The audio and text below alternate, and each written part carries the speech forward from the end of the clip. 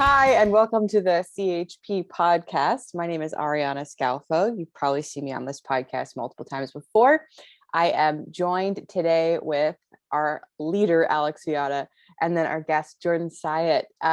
Jordan, you've been a part of I think on my Facebook memories, a video of yours popped up on my feed that I had reposted like 7 years ago. Like, you've just been such a member of like everyone's education in this industry, especially on the nutrition side, for so long. Can you give us like a quick intro into like who you are, what you do, how long you've been around, and why we probably know your name? Yeah, so that means a lot. So thank you. I appreciate that. I got into fitness at a very young age. So I started wrestling when I was 8 years old. I come from a very short family. I'm a short dude. I'm only 5'4".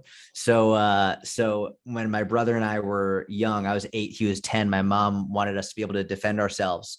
So she came in the living room and she was like, all right, I want you two to wrestle. I want to put you two into wrestling. And the only wrestling that I knew at 8 years old was WWF style wrestling. So I remember I was lying on the couch. I think I was playing on my Game Boy and I was like, you want me to hit someone with a chair? And she was like, no, you idiot, like Olympic style wrestling. And I still didn't know what that was. So she put us into wrestling and I fell in love with it. Like, I absolutely fell in love with it. It's just all I thought about. It's all I wanted to do. So I did that from 8 years old. I made varsity as a freshman in high school. I beat a junior out for the varsity spot, but I had to cut a lot of weight. So I was cutting from like 112 pounds to 103 pounds every week, sometimes 2 or 3 times a week. And I was good from a technical perspective and an endurance perspective, but strength wise, I was 14, mainly going up against 17, 18-year-olds. So I had no idea like what to do or how to get stronger. So I was living outside of Boston, Mass, in a suburb of Massachusetts. And I wrote an email to a gym and a couple towns over for me, just being like, I'll take the trash out, I'll clean the floor, like, let me just come and learn from you. And I was very lucky because number one, they took me under their wing. And number two is they were very science-based. It was mostly a kettlebell gym, but they were the ones that introduced me to Eric Cressy and Dan John and Pavel Tsatsouline and Joel Jamieson. They introduced me to the science-based industry, to Alan Aragon, Lyle McDonald.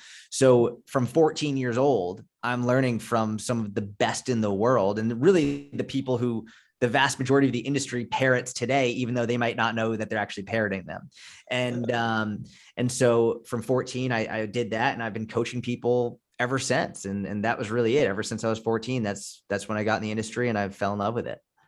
So, question: when did you kind of make the shift? Because you did powerlifting for a while. Yeah. Because you went from fighting, you went from that sort of background to going into powerlifting, but you're pretty damn successful at it. What was the kind of interest in that shift, and like why'd you kind of bounce over that way for a while? Yeah. So I wrestled from 8 to 18, and I developed some real disordered eating habits with wrestling. That I didn't really know were disordered until I left wrestling. You literally just touched on that.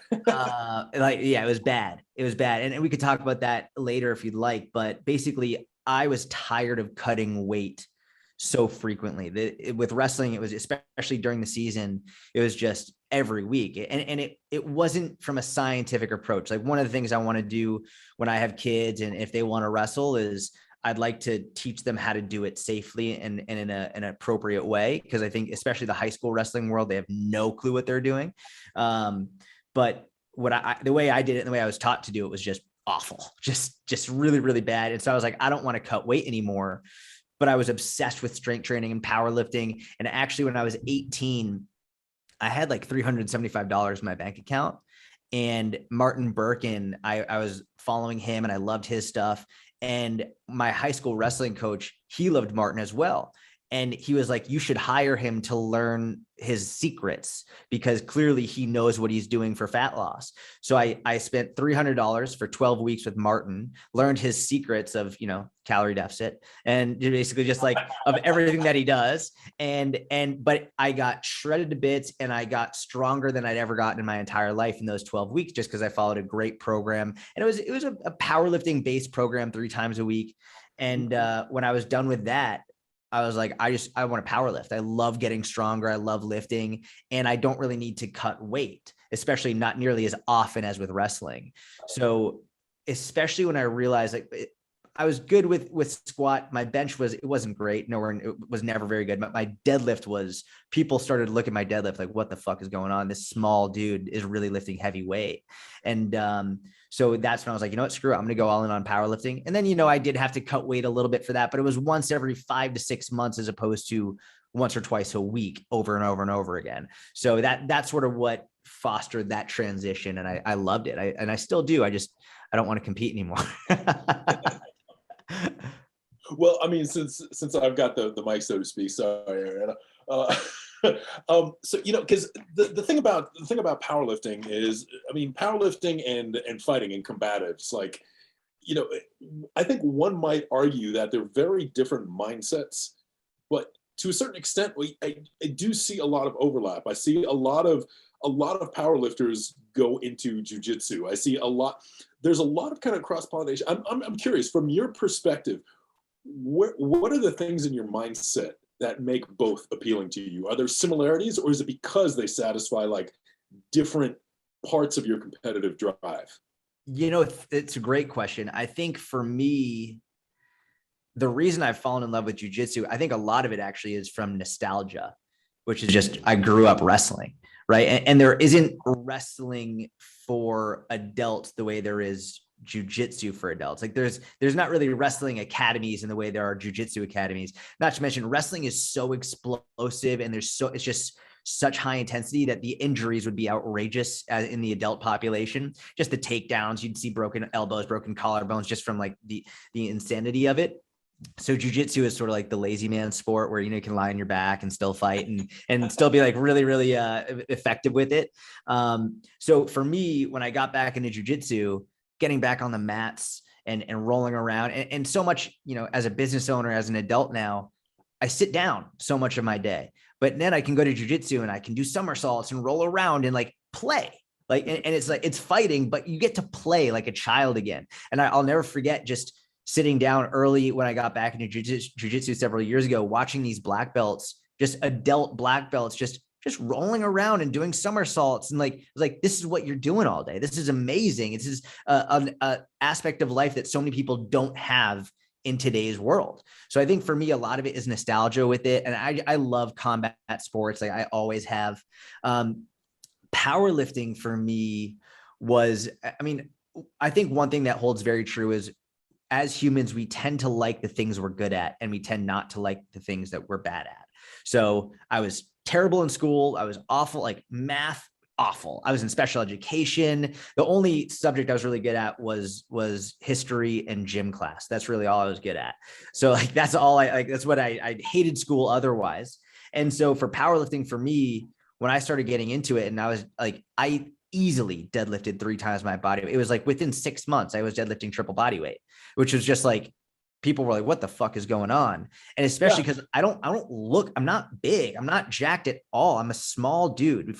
When you see me in the gym, you're like, that guy's a puss. But then when you see me lift, you're like, oh shit, like that guy's actually really strong. And that for me was addicting. And if we break this down into the simplest terms, this is just playing into my ego is really what it did. But that's the truth of it. It played into my ego. And I was like, I'm really good at this. People look up to me. I'm going to keep going with it.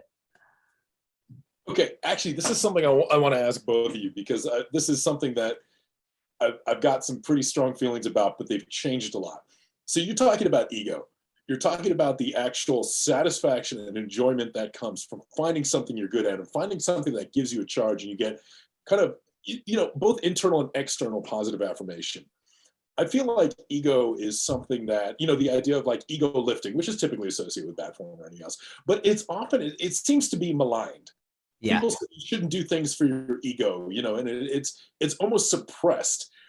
What do you guys think? I mean, because, both of you, when you compete, you go out and you do things, you like doing things you're good at, obviously. And I think to a certain extent, we all like accolades from peers and friends and everything else. So, I mean, what do you think about that? Is ego a bad thing? Is ego something you always need to suppress, or is it something you could occasionally embrace? Ariana, you go first. Oh, geez. Yeah.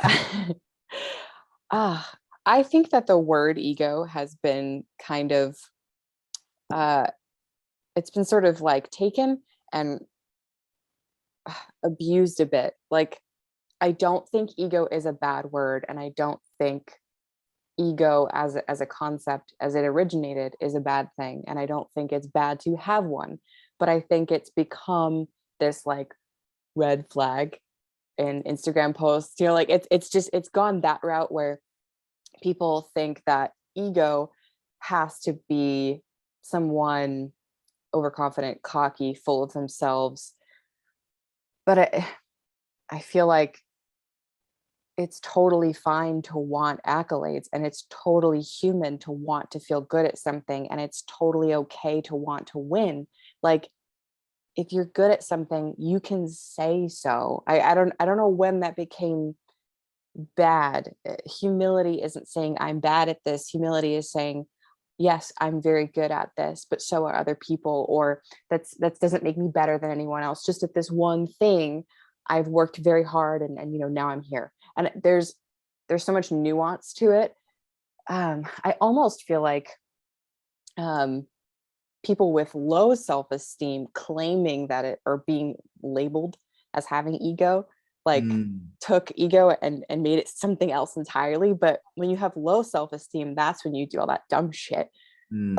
Like, that's not actually ego at all. So from my perspective, I don't know how it happened, and I don't know when it happened, but I think, I've experienced this, like, fear of actually owning a success, like fear of saying, yeah, I did that, because I don't want to seem boastful, but I'm so proud. Like, I'm so happy that I did it, but I almost am like scared about talking about it, because I'm afraid people are going to look at me and they're going to be like, oh yeah, she's full of herself.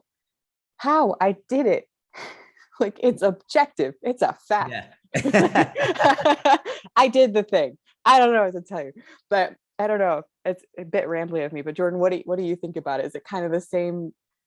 Yeah, I think it's a great question. I think you hit on some really good points. I think, I sort of think about it, when you hear people say, I like someone who's confident, but not cocky, right? Like, we hear, and you even use those words as well. Like, we hear people say, I like someone who's confident, not cocky. They're very close. There's a thin line that divides confident from cocky.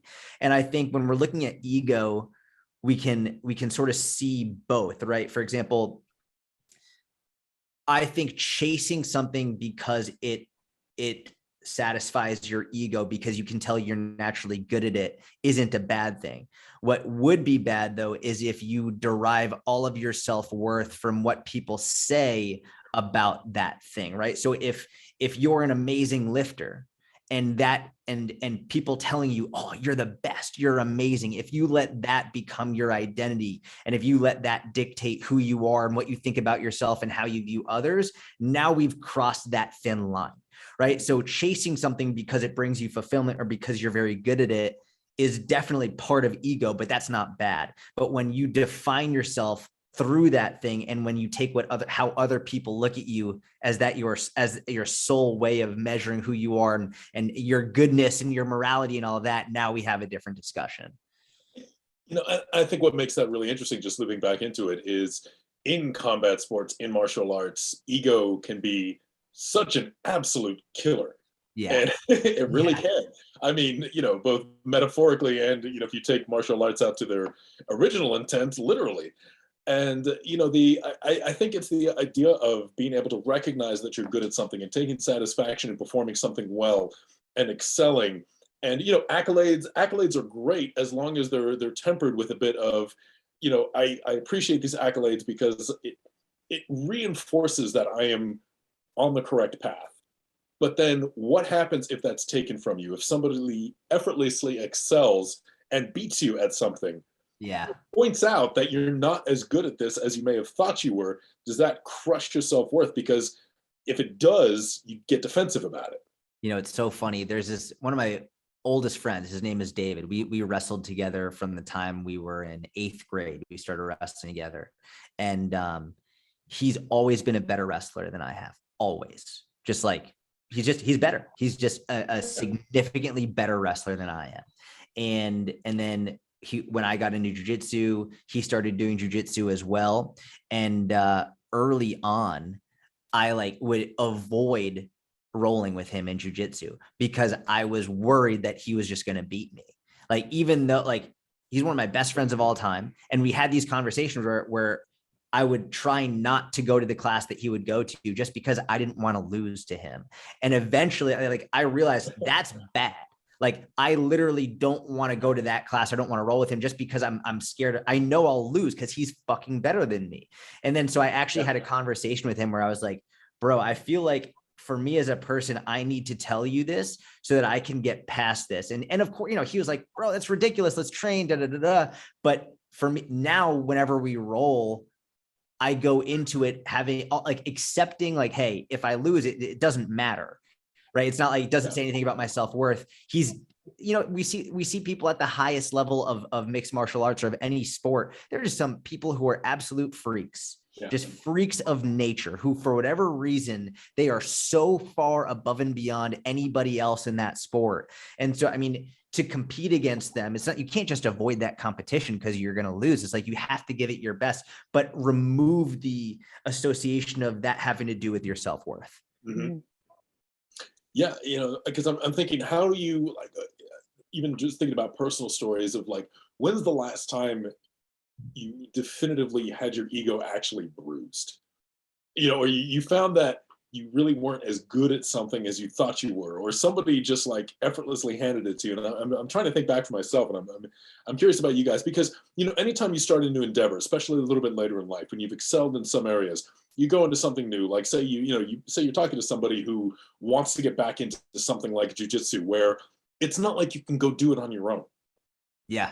Even powerlifting, you can go do in a basement somewhere for 4 months until you're ready to emerge from your hibernation and show everyone what you've achieved.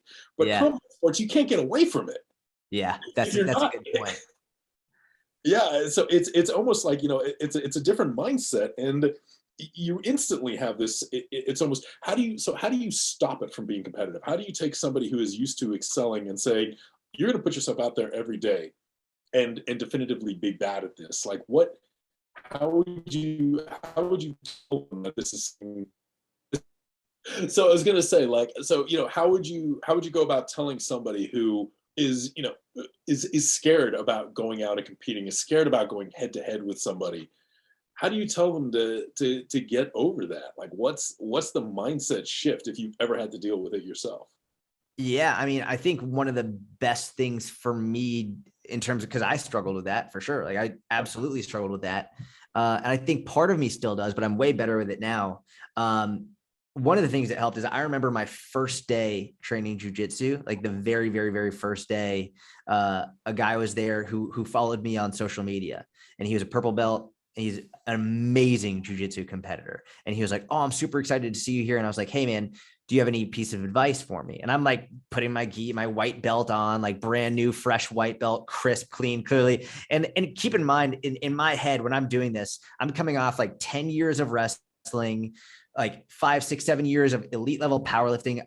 In my mind, I was like, I'm going to smash these fuckers. Like that was in my head. I was like, I'm going to go in here and people are going to be blown away at how good I am. And he tells me, he goes, for the first 2 years, you're going to suck. And I remember thinking, I was like, in my mind, I was like, there's no way. And like, part of me was like, there's no way, because, like I have a background in this. But the reality is that advice, I think, saved me in terms of jujitsu. It kept me going, because my first class, I got wrecked. And not just wrecked by higher belts. I got wrecked by a girl who's a white belt, who like maybe had like 4 months of jujitsu experience, and she destroyed me. And I was like, what the fuck? And then within 2 weeks or so, I was rolling with a purple belt, and he was in top side control, which would be like, basically he's on top of me. He's on my side. And this was actually a defining moment for me. He was not a huge dude. He was bigger than me, but like not a huge dude. He has me in top side control. I literally, and this is not a joke, I can't move. Like I cannot move an inch of my body. And he's not like going crazy hard. He has me in a great positional control. And he says to me, he goes, "Hey man, you've got to try and get out." And I said, "I can't fucking move, bro." And I was so, and I literally, I got that lump in my throat from like when you feel like you're about to cry. Cause I was like, my ego was so bruised. And it was, I had such high expectations of 10 years of wrestling, like high level elite power lifter. And then I can't move with this guy on top of me. I was like, I can't bench press him off. I can't do anything. And, because of the guy telling me it's going to take 2 years of sucking, that actually helped me temper it and be like, all right, you know what? I'm just going to be okay sucking. And I actually think that's the mindset you have to have, is you have to be okay with being bad. You just have to be okay with that. Yeah. And one way people say this is you have to enjoy the process. I don't know if you have to enjoy it as much as you just have to accept it. Like, it's okay to be bad, like, and just do it and accept that. Yeah. I really like the, you don't have to enjoy the process. I mean, because even just going back to doing things like conditioning work, nobody enjoys the process. Yeah. It's awful. I hate conditioning. I mean, like, fundamentally, does anyone here actually like the act of running, for example? No. I hate it. It's like, you like where it brings you. You like what it does for you. You accept that the discomfort is part of it, but the actual enjoyment of the thing itself. I remember you used to give me 1 mile on the treadmill and I'd skip it every time, but I would go run outside for 3-4 miles and you'd be like, do your run. And I'd honestly, before getting on the treadmill, I'd want to throw up because I'm like, I don't want to do this. I don't want to do this. Every time I'm doing the runs that he programs for me, like the first mile, like literally the entire first mile, all I'm thinking is like, I just want to stop. Like, I just want to stop. I just want to stop. And like my brain is trying to convince me that I shouldn't be doing it because it's so uncomfortable. Yeah. Your whole body's like, abort mission. What are you doing? Why are you doing this? Yeah. Yeah. It's funny, like thinking about. I think that's interesting. Go ahead. No, go for it. No, I was just saying, like, thinking about what you would tell someone when they need to shelve their ego. Like, for me, it was almost the opposite. You know, I'd been doing martial arts for years, and I was like getting to the point where I was starting to think about getting competitive and think about, like, I'd gone and done multiple tournaments and stuff. And then I got my joint disorder got really bad. So I went from being like one of the top performers to I couldn't do a kick, I couldn't throw a punch, I couldn't grapple. So like I knew everything, and like physically I was still strong, but I couldn't actually perform my sport anymore. And like feeling that kind of like that loss, but still knowing that more than anything I wanted to participate. So I kept going. Like, I couldn't kick, I couldn't do any conditioning, I couldn't do sit-ups, I couldn't do push-ups. Like, it just, everything kept getting removed from my repertoire. But I kept going to the classes because I was like, this energy and these people and my friends, this means so much to me that I don't care that I'm now useless. Like, I am a rag doll. And going back into CrossFit, like years and years and years later, with that mindset of just, I don't care how well I do. I just want to be part of something. I just want to line up next to people and do something with them. Again, like that nostalgia of martial arts, that kept me in there way longer than my progression would have allowed. Like, I was getting good at things so slow. It was nearly like completely impossible to tell that I was getting better. But like, I just liked going. I just liked broing out and having my dudes again, and the girls, and like realizing that I just liked being there more than I cared about being the best at anything. It like helped me kind of just focus on, like you said, the process, and actually just working on the stuff I had to work on, and talking to other people and realizing that like maybe they were so good at pull-ups because they were a gymnast for 15 years. Like, and maybe I shouldn't be comparing myself to that, like that kind of a thing. And I think, you know, just coming at it from that perspective, like just really missing a challenge and missing being able to challenge myself with other people and lose and be bad at something, but feel some sense of hope that I could get better at it. Like I missed that. That kept me in it for so much longer than I think I would have given myself if I had been in a basement by myself. Like hands down, I think that was the only way I could have got to where I am now, is just starting in that incubator of friends. Like I sucked. I was terrible, but I just like to be there. I just, hey, I'm here. I'm dying and I'm here. So, hey, question. While we have it, what questions did we get? Oh yeah. So they're actually all really similar. So I have my heaters on and I'm like slowly overheating. So they're all following a similar a thread of people wondering about how to balance weight training, conditioning, and martial arts without injury or without losing ground in one or the other. That seems to be the primary concern. So I'll read you 3 that are basically the same, and then you can choose how both of you want to answer them. And then the 4th one is a little bit different, but still almost follows the same theme. So how much should you change lifting volume when starting combat sports? It's thing number 1. And then thing number 2, how to avoid constant overtraining, trying to juggle martial arts, running, and weights. And then the 3rd one is just simply asking, how do you do a full body or a split routine when training jujitsu, but wanting to maintain strength and size? So they're all kind of the same theme, which I think comes down to how do you arrange programming? I think we just lost Alex, but maybe you could, there you go. You're back. I'm back. Okay, cool. So however you guys want to tackle those too, but I feel like that's actually great because it's probably something the two of you have been working pretty closely on. Yeah. So I'll start because the first question actually had a slight nuance to it that's really important. I'm pretty sure they said, how are you supposed to do this? How are you supposed to do it when you just start martial arts? Is that right? Okay. That's really important because, again, like wrestling for 10 years, high level elite powerlifter. When I started jujitsu, my body was wrecked. And this was just when I first started going, it was 2 to 3 times a week. And there are actually videos of me because I had a videographer at the time and I was recording all my podcasts.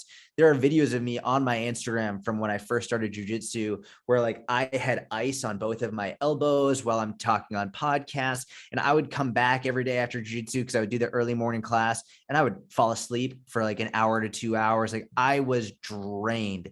And I think that's really important to remember if you're just starting, and specifically jujitsu, because other martial arts are different, whether it's Muay Thai or kickboxing or boxing or whatever it is, there is a difference. Grappling does take more out of you than I think a lot of people realize. I think just people have no clue how stressful it is in the body, how taxing it can be for the joints and the nervous system. But when I first started, I almost completely stopped lifting altogether. And I'm not saying that was the right move, but I only lifted about 1 day a week in addition to grappling about 3 days a week. And if I was starting with someone now, I would probably have them start off with jujitsu around the same. I'd like them to start with 3 times a week. I think any less than 3 times a week, specifically with jujitsu, it's, I'm not going to say it's worthless, but it's so difficult to carry over your lessons time and time again. When you won't understand it until you actually try jujitsu. It's not the same as boxing or kickboxing or any of that, where it's just a punch, or there's an infinite number of combinations and possibilities. It's very hard to conceptualize unless you try it. But unless you're going at least 3 times a week, it's going to be very difficult to actually remember what you were taught and remember the positions, remember how you set it up. It's very difficult. So if it's a skill you actually want to develop, I'd say at least 3 times a week, if not more. And, I could say that idealistic, yeah, you don't want to roll too hard, especially when you're first starting, but you can't really control what your class is going to do. And then, also your instinct kicks in whenever they have that, when rolling starts, like, when you first begin, like, you tense up and you go crazy. Like, anyone who's ever rolled will know what I'm talking about. Like, when they say, all right, like, we're doing specific training or you're rolling now, like, white belts are dangerous. White belts are more dangerous than black belts because they're spazzy and they freak out. And like, you've never been in this fighting situation before. So 3 times a week of that, and then maybe 1 to 2 workouts on top of it. And whether it's a full body or an upper lower split, I don't think you need to add in extra conditioning at the beginning. You're going to be getting plenty from your jiu-jitsu, because when you first start jiu-jitsu, you're not efficient at all. You have no idea what you're doing. You're expending way more energy than you need to. So you're getting more than enough conditioning just doing that.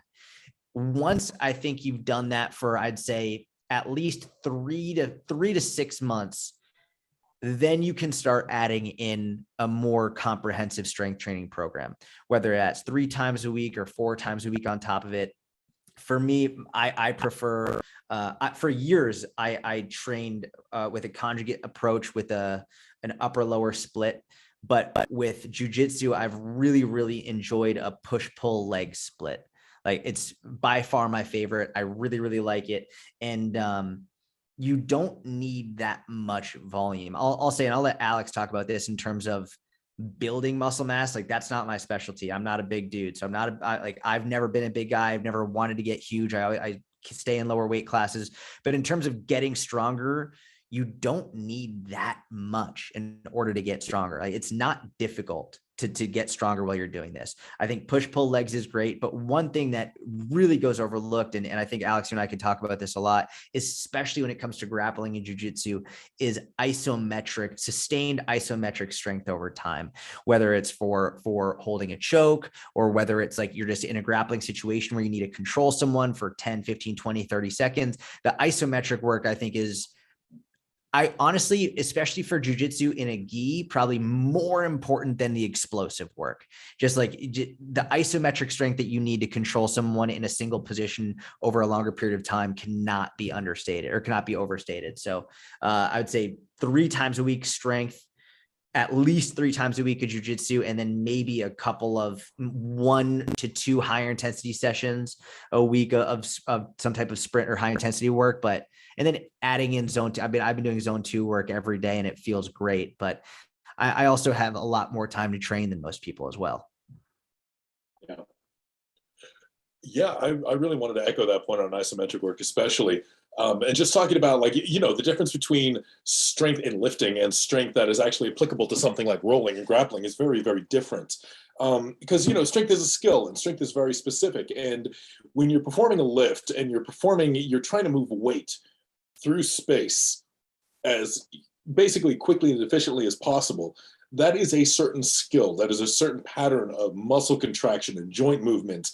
And it's a certain mental state that assumes a certain degree of movement. There is no efficiency built into the muscle contraction, because the entire idea is to devote as much energy as possible into actually achieving the movement, into moving the load. An isometric in something like jiu-jitsu, any additional muscle action beyond what's needed to hold a position and maintain control is absolutely wasted. Yeah. And I think that's a big thing you realize, is that a lot of people who come from a strength background and then think it's going to translate over to fighting don't necessarily realize that you don't have to squeeze as hard as you can if the only is to hold a position. You're just tiring yourself out. So, again, realizing that, I'm sure since you've been switching over to jiu-jitsu and switching over to combat training, you probably noticed some loss in maximum strength, but you've probably been able to retain a lot more. And, if anybody told you when you first started this that you could lift that little and still maintain that much strength, it might have been a hard sell. It may not have been the easiest thing to believe, but there we go. There he is. Hi. I'm apparently tethered in, and my connection is just absolutely awful. So we'll blame Verizon for that. So anyway, so all I'm saying is like you can maintain it with a relatively small amount, which is why typically when someone's first starting out in a new endeavor, I would tell them first things first is you can usually maintain fitness with a third of the volume it's taking you to build it. And if you're content doing that for a little while until you figured out the demands of your new sport, reduce everything else you do by down to about 30-35% and hold it there and see what that new sport takes out of you, and then figure out how to balance it from there. Because I think a lot of people rush into it and say, okay, I'm going to do this, I'm going to do this, I'm going to do muscle building, I'm going to do this. How am I going to make this all work together? It's going, well, wait a minute. You don't know what it's going to take to actually improve at this new thing you just added. Put everything into maintenance, figure that out first. Figure out what the holes in your fitness are, what the flaws in your fitness are. With that information, then go back. Then you can start developing the routine first and foremost. Yeah, I love that. I also think it's something that I think was difficult for me to understand mentally, especially coming from the powerlifting. When powerlifting was my goal, I would go into my powerlifting sessions ready for an intense workout, and mentally and emotionally, I was ready to have bring such an intensity to my lift because that was where I got it out. That's where I got that intensity out. That's what it was for. But when my goal transferred to jiu-jitsu performance, now that gets out during my jiu-jitsu training, and the strength training is to complement that.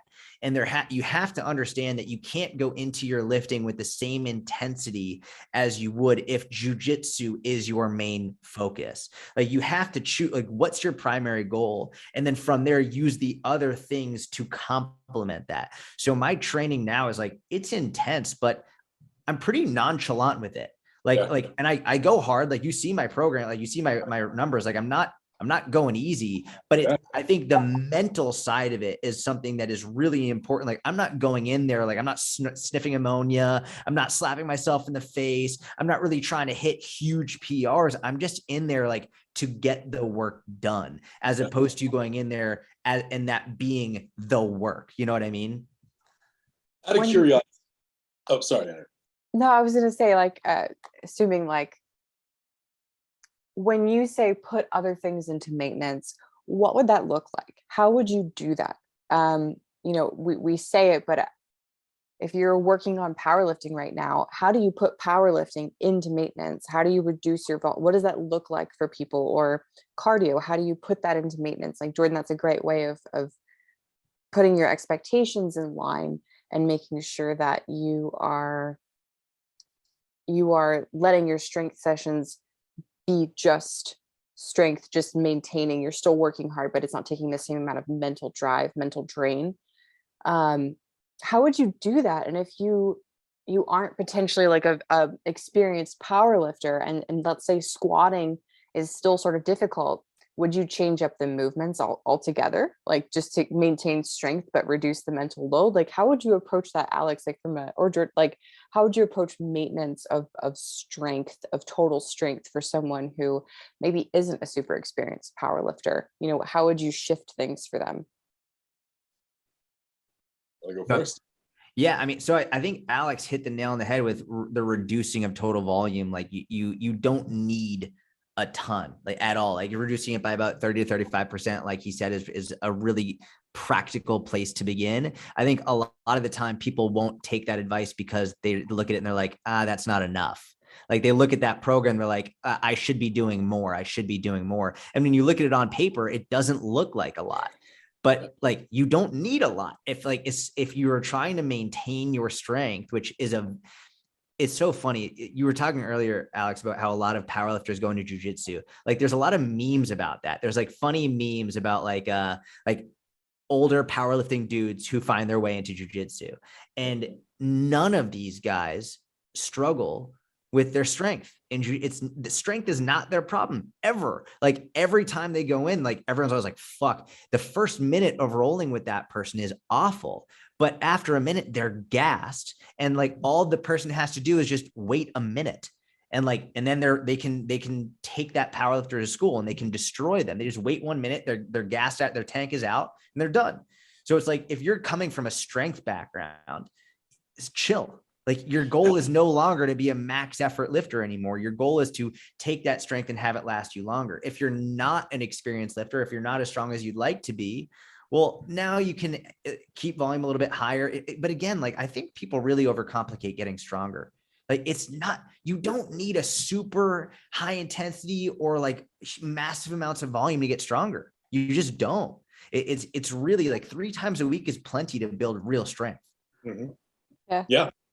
And honestly, I would even echo that on the muscle building side of things. People overcomplicate hypertrophy tremendously. And, I think a lot of people go down this path where, occasionally in your training at every point, no matter what your discipline is, you start to become victim to your own routines and you start to fall into your own bullshit a little bit. You think, okay, well, here's how I've done it. To progress, I need to do 5% more. I need to do 10% more. I need to do 10. So you just keep adding work. And, it's like any other routine you've never changed for years. You start adding on all this fluff to it because it's what works. You add on this step and this step, and the amount of times you take a step back and say, do I really need to be doing all this? And I see that so much with hypertrophy training is people who think, okay, well, I've got to be, progressive overload. I've got to add sets. I've got to add reps. I've got to do volume. I got to do this, that, the other. And they think, okay, well, if I'm going to add on something else, suddenly, they're like, I've got to somehow condense 15 hours worth of cumulative training for all these things I want to do into 1 week. And the thing is, you don't need that. Hypertrophy sessions, the way I do them right now, Ariana, you've seen, they're 30 minutes in and out, 5 or 6 days a week. That's it. It's getting in quality work. It's doing as efficiently as possible. And I think, the more things you do, the more ruthless you have to be with what do you actually need to maintain or progress. And it sometimes takes a real sea change in mindset. For example, Jordan, you did West Side for a while, West Side Conjugate. Yep. You actually trained out of the gym, right? Yeah. I was at West Side for about 4 months. Yeah. So what, how would you say their volume approach differs from, some other powerlifting programs and other ones that have worked and all that? Like how would you find that fits into your experience? And relative to other powerlifting programs? Yeah. Things that have worked. Man, they train a lot. So when I was at West Side, I was training 11 times a week. It was Monday, Wednesday, Friday, Saturday. It was this classic, like maxed effort upper, maxed effort lower, maxed effort upper, dynamic lower, dynamic upper. And then we did 2 times a day on those days. So we had like the max effort session, then a volume session on top of that in the afternoon. And then on Tuesday, Thursday, Sunday was a GPP session. So, it was pretty fucking intense. It was a lot, but to be fair, they have like Matt Brown trains there, UFC fighter. I'm a huge fan of Matt Brown, and they have like football players that train there, and they train them differently.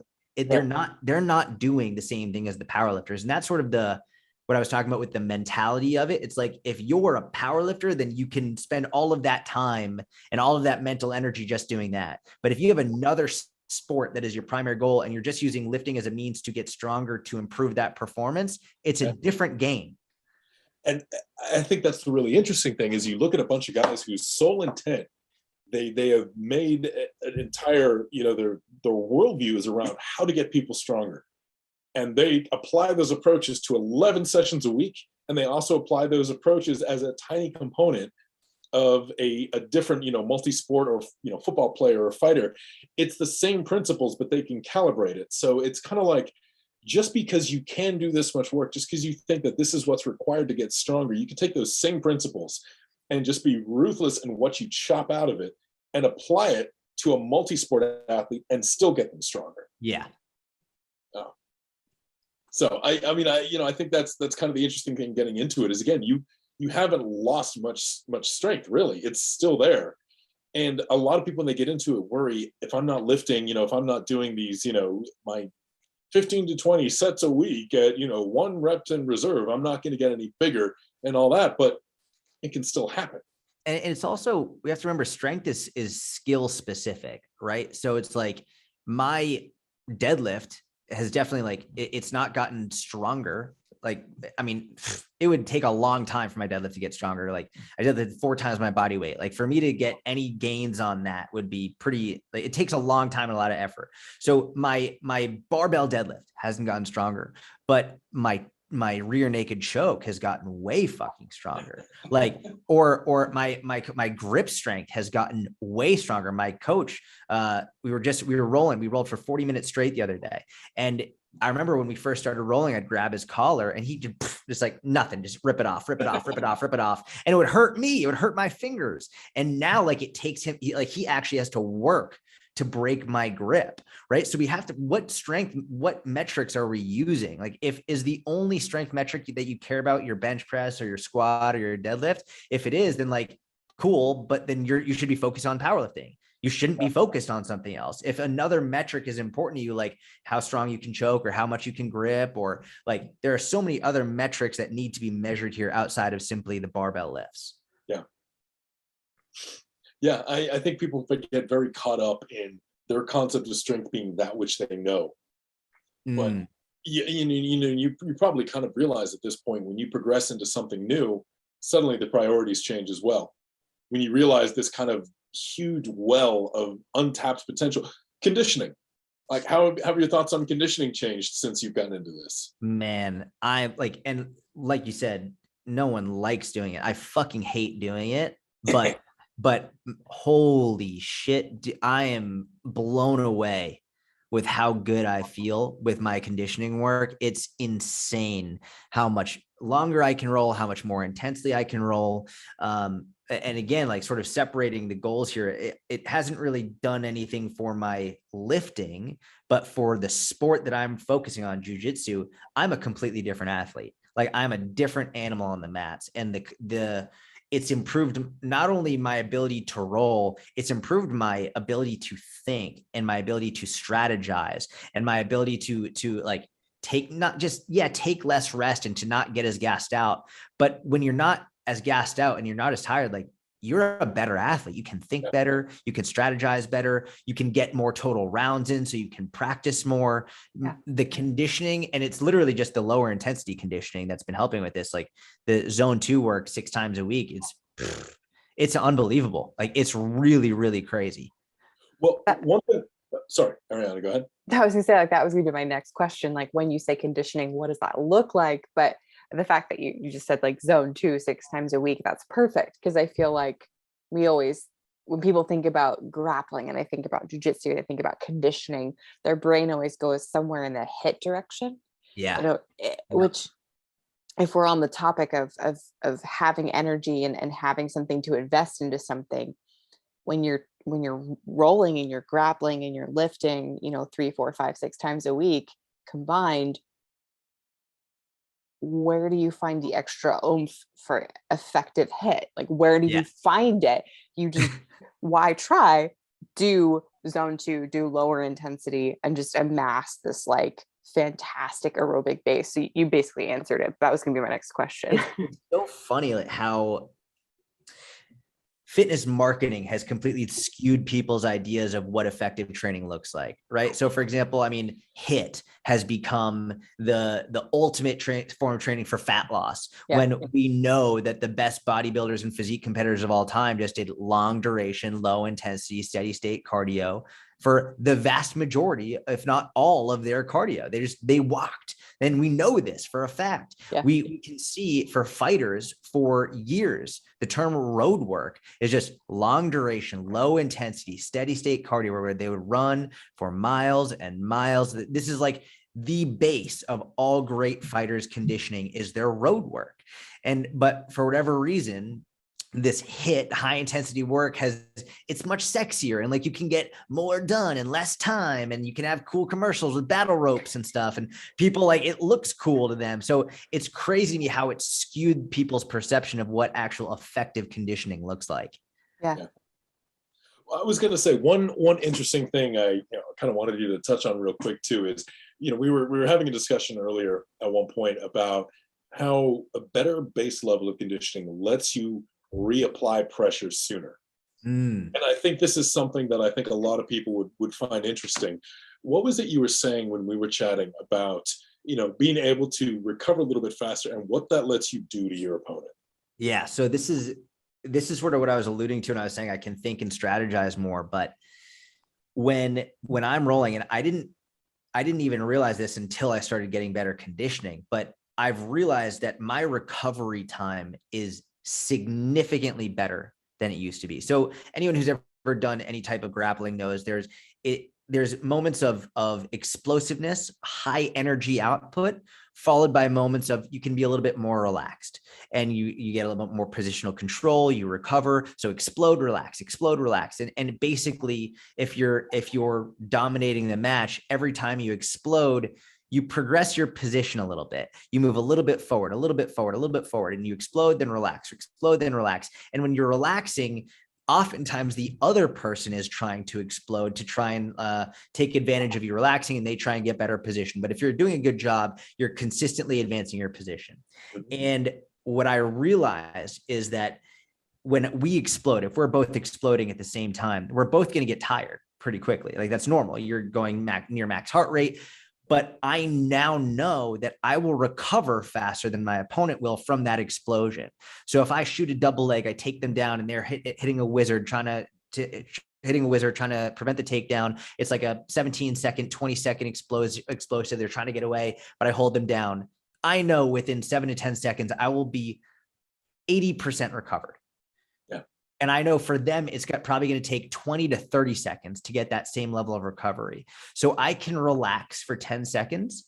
And then in my head, I'm like, all right, now I can start to go again. I can start to move again. I can start to go a little bit harder, apply more pressure, because I know they're already tired and they are not ready to start actually working hard again. So if I do that 3, 4, 5 times in a row, go hard, rest, go hard, rest, go hard, rest, and I just start working a little bit before they begin, they're going to be demoralized by the end of that 4th, 5th time, and the match is over. And that's when I can start setting up submissions. So basically as they're recovering, I am now recovered to a point where I can start applying more pressure and more pressure and more pressure.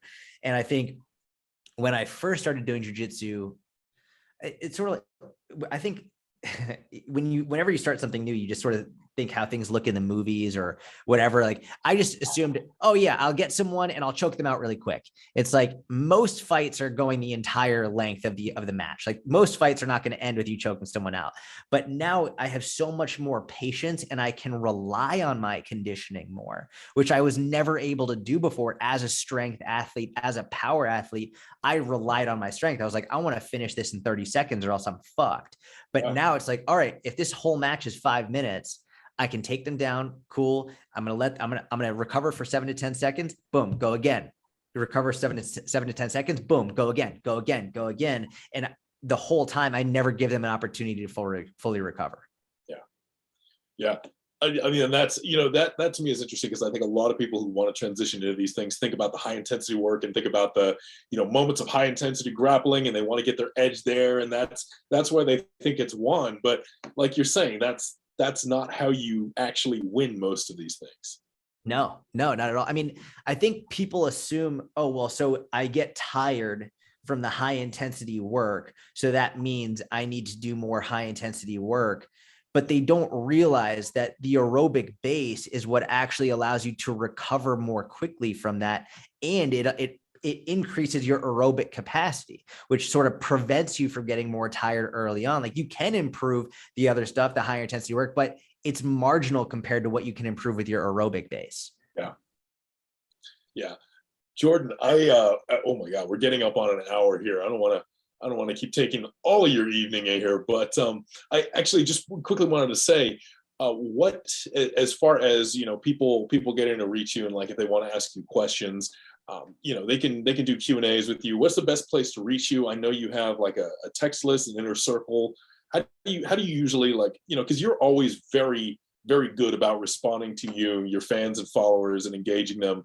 What is the best way, if somebody has any follow-up questions for you, what's the best way for them to get up with you? Yeah. So I would say follow me on Instagram, Syatt Fitness, SYATT Fitness, or my own podcast, the Jordan Syatt mini podcast. I will try and set expectations appropriately. It's impossible for me to reply to everyone. So if you write me a message and I don't reply, I'm not ignoring you. I promise. I get a lot, but I do Q&As like 5 or 6 days a week, and I try and answer as many questions as I can in those. So if you want to do one of those on my Instagram, I'm more than happy to try and help. Dude, I always see your Q&As up, and you're always I mean, I even know what my Q&A lists are like, so yours must be insane. So, well, here's another question. If somebody wants to get a question answered by you on a Q&A, what is the best kind of question to ask that is likely to get a response? That's a really good question. And man, it's so interesting. Like, it's really boils down to what I think is a good question, which is very subjective, right? Like, it's just whatever I think a good question is. Now, I've spoken about healthy relationships with food, like in terms of mental health, and also like how to improve like your nutrition and all of that for years and years and years. Like I was telling you recently, I'm just burned out of that. Yeah. I've spoken about that for 10 years. And I've made every video, every podcast, every post you could ever need on that, I've already written and already made. So if you ask me a question about calories, I'm probably not going to fucking answer it at this point. Ask me about fat loss, I'm probably not going to answer it unless like I think it's a really well-written or a really good question that people struggle with. Lately, a lot of the questions have been about strength training, about conditioning. Like, I used to stay away from politics and away from just whatever's going on in the world, but now I'm like, fuck it, I'll talk about it. Like, I actually enjoy talking about it now. And, you know, I get some people who are mad at me. Like, I recently went hunting and I spoke about that, and a lot of people got mad about it, but I was like, I was like, you know what? If I can't speak openly about what I do and what I believe, then what the fuck is the point of being here? You know what I mean? Like, what am I doing? Like, and it's just, I realized that I was actually getting a social media anxiety, and people blame their social media anxiety on social media when really that's a you problem. And I realized it was my fault because I was not saying what I believed. I was just like, I'm only going to be about fitness and da da da da da. And I was like, the more I didn't express what I thought, the more social media would make me anxious. So as soon as I started talking about what I actually believe, a lot of that anxiety went away. So like, I'll talk about, if you want to ask me about politics or COVID or whatever, like I'll talk about it. You might not like my answers, but like, I'll talk about that shit if you want, you know? Well, here about what kind of optic do you have on your Remington 700? Dude, I don't even know what the fucking optic is called. It's just, it was a gift. It was a gift of, so I don't even know what the optic is, but, I don't know. I don't know the name of it. You know what? But you still managed to hit stuff with it. So yeah, still got a buck, which is great. Yeah, you still got your freezer filled with it, right? Oh, dude, yeah, and it's amazing. I'm actually gonna make some back straps tonight. Nice. I can't wait to do that. I can't wait. Like, I'm so looking forward to like having that experience. I can't. Are you going to? Are you going to soon? I hope so. I'm like, I really like set my heart on like experiencing that. It just sounds so cool. I love that you got to do that. Yeah, it's something I wanted to do for a long time. And like, now I'm just obsessed with it. Like, I just have a very obsessive personality, but like, I'll tell you, it was a very emotional experience. Like, I don't doubt it. I will never, ever forget just like seeing the breath coming out of its nose and then watching that stop. Yeah. Like, it's like hard to articulate. Like, you've heard me, I talked for the entire fucking time, and now all of a sudden, like, I can't even articulate it. Yeah. It's like, there's not been an experience in my life that's given me more appreciation for the food that I eat than that. Yeah. So like, it's, if I can help with that in any way, like I would love to, but I know I'm pretty sure there's a lot of like hunting mentorships actually, where like you can pay like someone who this is their job. They'll take you out and they'll show you everything. They'll show you the ropes, like, which is something I want to do more of. You know, I think that's really funny too, because it's one of those things where people who aren't familiar with it have very strong preconceived notions about what hunting is or isn't, and what it's about. But it's like, you know, I mean, you know, even just going by myself, what a steward that makes you of the environment, and how much it makes you actually appreciate the reality of being a part of this world, of being a part of the food chain and everything else. And it's a formative experience. I mean, I was brought up in a very anti-gun, very anti-hunting household. Like, that's what I was brought up with. And, you know, sometimes when you're brought up in whatever environment, you just assume that it's right because my mom said that, so my mom's right. Like, you know, that's just sort of like what you have as a kid. Yeah. And the more I learned about it and the more that I researched it on my own, I was like, none of this makes sense. Because just talk about hunting. I was like, it's only been a very brief period of time in human history that you don't have to go hunting for your own food. Like it's a very brief period of time in human history where like you could just go into the grocery store and pick up a package of fucking meat. Like, are you serious? That's insane. The amount of time that this has been available to humans is minuscule. And so, I mean, I was always taught that just hunting was bad, but I realized I was like, man, I need to experience this. Like, how can I like go to a steakhouse and order a steak and be okay with that? But I can't, I'm not okay with someone hunting their own food, which, by the way, the more research you do, like they are massively contributing to conservation efforts, to environmental efforts. Yep. They're giving, the animal has a way better life out there in the wild, like on their own, versus just like like shuttling them into a terrible livestock way of living where they're basically suffering and being tortured. It's like you give them a natural, humane death as opposed to just a life of misery. Like, and people don't realize how much money hunters put into conservation and environment. It's crazy, man. Like it's my massive mindset shift in all of this. It's been huge. Yeah. Well, you know, because you think about it, and we are so off topic, but I'm totally cool with that. You know, the whole idea of when you actually remove yourself from the fundamental human and life cost of the things you consume, it's very, very easy. Dehumanize is the wrong term because they're not humans, but it's very, very easy to remove the actual humane aspect of something when you start to dissociate the final product, which is the little package of steak that you get in the grocery store, from what actually happens. Yeah, it's exactly right. Yeah. Yeah, and you know, this is gonna piss some people off, I'm sure, but you know, fuck it. The more I've been researching this, and I didn't know this, and Alex, you probably are more educated on this than I am. So if I'm saying anything wrong, let me know. But I didn't realize, and I have nothing wrong with veganism or vegans or any of that. I have no issues with it. If that's what you choose, that's amazing. I didn't realize how many animals are killed in the harvesting of a lot of like vegan foods, whether it's quinoa or whatever it is, the foods that they're eating on a regular basis, like all the voles and the moles and the rats and the snakes that are during the harvesting of these crops. Is like it's a genocide, and it's crazy.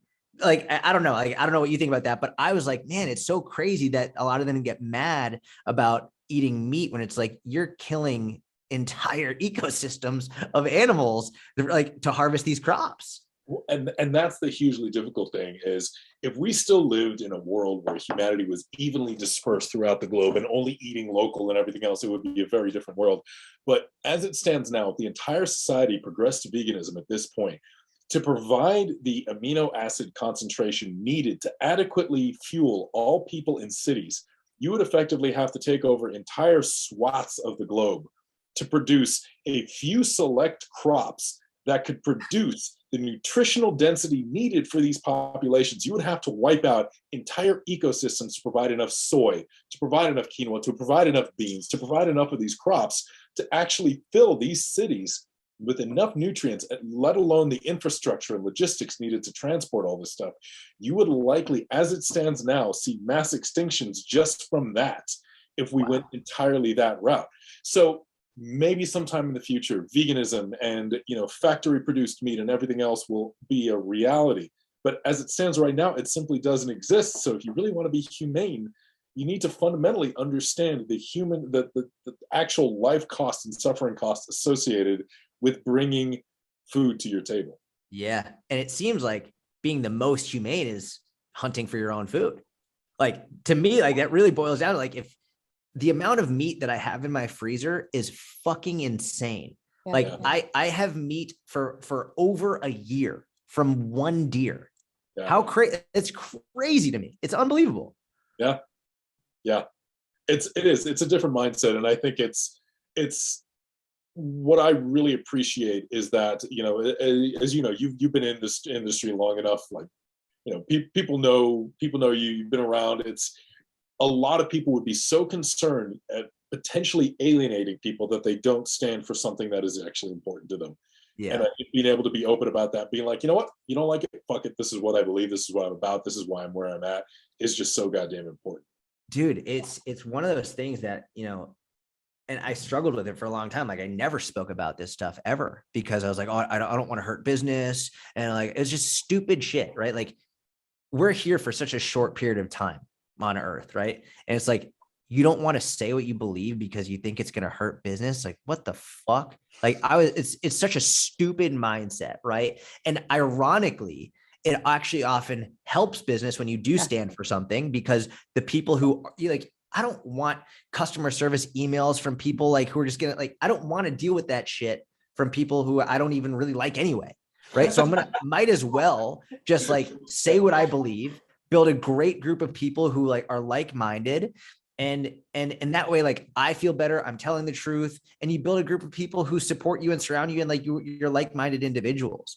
And it's just like, man, if you aren't going to say, and I'm talking about my past self here, like not casting judgment on anyone else, but my past self who didn't say stuff for fear of alienating people or hurting business. It's like, oh, what a piece of shit I was for not doing that. Like, how do you live with yourself? And I couldn't. It got to where I was like, I can't do this anymore.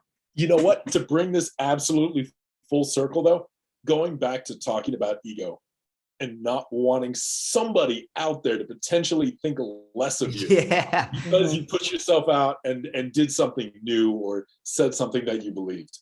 Yeah, it's a good full circle. I like that. Yeah. So, yeah. Hey, I planned that totally.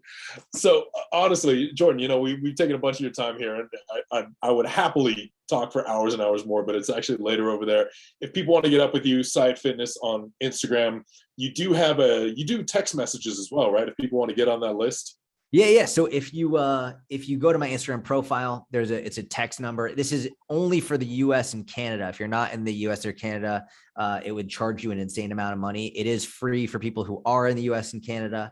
And I just send out, free workouts, and it's like more like nutrition help and strength training help and all that stuff via text message. So the number's in my Instagram bio. Awesome. Good. So people know where to reach you. Jordan, it's been a pleasure working with you on the training end as well. Looking forward to seeing where the certainly at least the next couple weeks and months go. I can't wait for your mile test next week. Yeah, I'm stoked, man. I don't have to do anything for that. I just get to write it in, and you get to do all the suffering. But it's been a pleasure. Thanks so much for chatting with us. And I'm sure we'll probably want to actually have you on again to talk about all things hunting and conditioning and mindset and literally everything else. Yeah, thank you both. Cool episode. Great. I appreciate it. Thank you much.